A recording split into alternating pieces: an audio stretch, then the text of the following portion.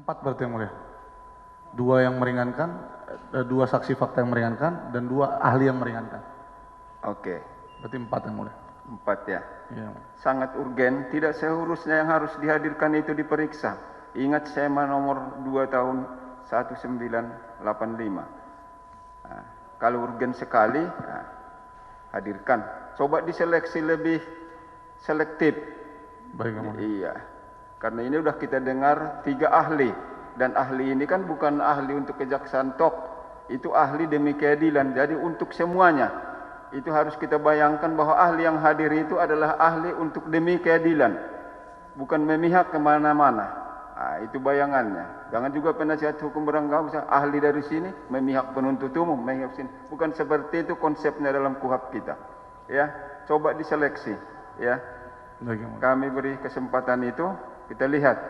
Tapi coba diseleksi lebih signifikan. Baik. Kita tidak batasi hak itu dijamin oleh undang-undang. Tapi perintahnya harus lebih selektif karena perkara ini namun bagaimana harus diputus sesuai dengan waktunya.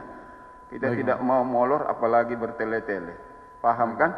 Baik yang mulia. Baik, hadirkan tapi syaratnya lebih selektif. Baik yang mulia. Iya. Demikian. Ada lagi dari penuntut umum? Ada lagi yang mulia, karena penasihat hukum akan menghadirkan saksi ahli, kami pun menanyakan ahli di bidang apa yang akan diajukan jika diperbolehkan. Baik, ya.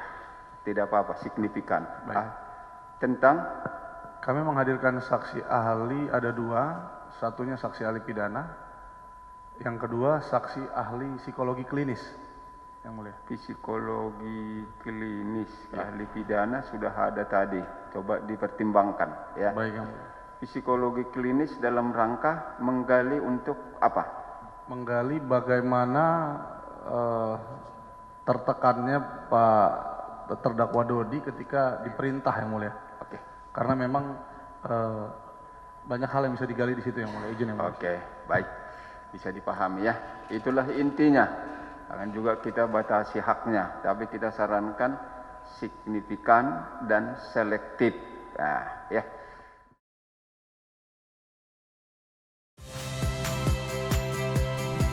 Saya Yasir Neneama. Saksikan program-program Kompas TV melalui siaran digital, pay TV, dan media streaming lainnya. Kompas TV, independen, terpercaya.